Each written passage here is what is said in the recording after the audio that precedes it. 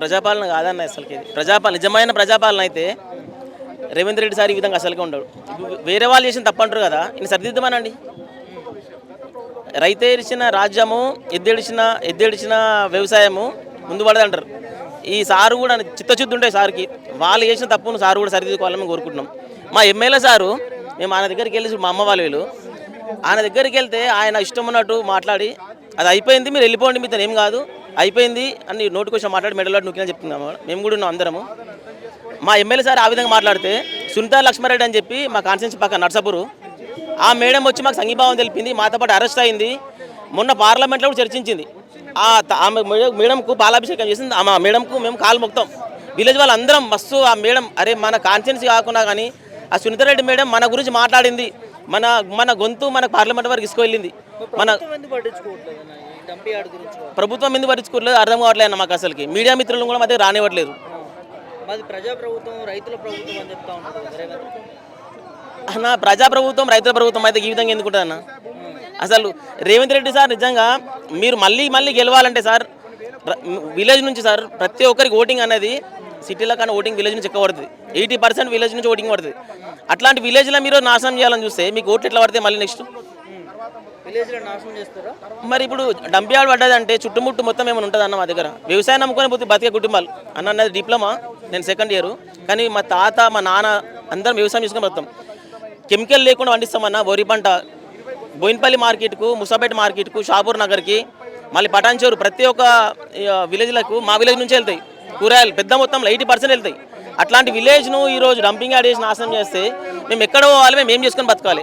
సరే, లేకపోతే మా అందరి విలేజ్ మొత్తం చంపేసి మా విలేజ్ మొత్తం భూస్థాపన చేసి చేసుకోమనండి, ఎవరు అడిగేవాళ్ళు ఉండరు. ఇక ఇప్పుడు మా వాళ్ళు ఇంత ఏడుస్తున్నారు నా, మేము రోజు ఏ విధంగా ఒక్క పూట తిండి వదిలేని మా కడుపులోకి అసలుకి పడుకుని నిద్ర పడతలేదు, ఏ నాయకుడు వచ్చి మాట్లాడతలేడు. మేము ఏ విధంగా బతకాలన్న మా విలేజ్ మొత్తం? మేము పుట్టన పెట్టి చూకుని సరే ఆయన మమ్మల్ని భూస్థాపితం ఎక్కువ చాలు, అవసరం లేదన్న. మా తిండి మేము తింటాం, ఆ సార్ తినిపించకుండా సరే మా చేతితో మేమే తింటాం. మాకు ఏ పథకాలు వద్దన్న, మాకు ఏ పథకాలు వద్దు. మా ఊరు మాకు కావాలంతే, మా ఊరే మాకు కావాలి. మా దగ్గర డంపియార్డ్ మాత్రం మాకు అసలుకే వద్దన్న. చుట్టుముట్టు 13 గ్రామాలు ఉంటాయన్న. 13 గ్రామాలు మొత్తం నాశనం అయిపోతాయి. అన్ని గ్రామాలు పూర్తిగా వ్యవసాయం చేసుకొని బతికే గ్రామాలే, మొత్తం వ్యవసాయం మీద ఆధారపడే గ్రామాలే. ఇంకా వాళ్ళకి ఉద్యోగాలు ఉన్నాయి, వేరే మంచి సోర్స్ ఉందని ఏది లేదు. నేను ఇప్పుడు డిప్లొమాలో చదువుకున్నా కానీ నేను వ్యవసాయం చేసుకుని వస్తున్నాను, నాకు ఎటువంటి ఉద్యోగం రాలేదు. ఇంకేం చేస్తామని ఉద్యోగం రాకపోతే? ఉద్యోగం రాకపోతే మనకు 2 ఎకరాల భూమి ఉంది, నాతో పాటు రండి, మా నాన్నతో పాటు చేపిస్తున్నాడు, అదే వేసుకుని పడుతున్నామన్నా. ఈ మా విలేజ్ నుంచి వీడికి సిటీ వస్తే కొంచెం తెల్లవాట్లు వేసుకుని మాట్లాడతారేమని తెల్లవాట్లు వేసుకుని వస్తున్నాం. లోపల పని చూడన్నా రంధ్రాలు ఉంటాయి పనిలో. అమ్మాయి వ్యవసాయం చేసుకుని బతికే కుటుంబాలు ఏ విధంగా ఉంటాం మేము? వేసుకోదు కానీ ఇప్పుడు తెల్లబాట్లు ఉంటే వీళ్ళు కళ్ళు మంచిగా కనిపించే కదా. వీళ్ళు తెల్లబాట్లు వేసుకున్నారు, వీళ్ళు రైతులు ఎందుకు అవుతారు?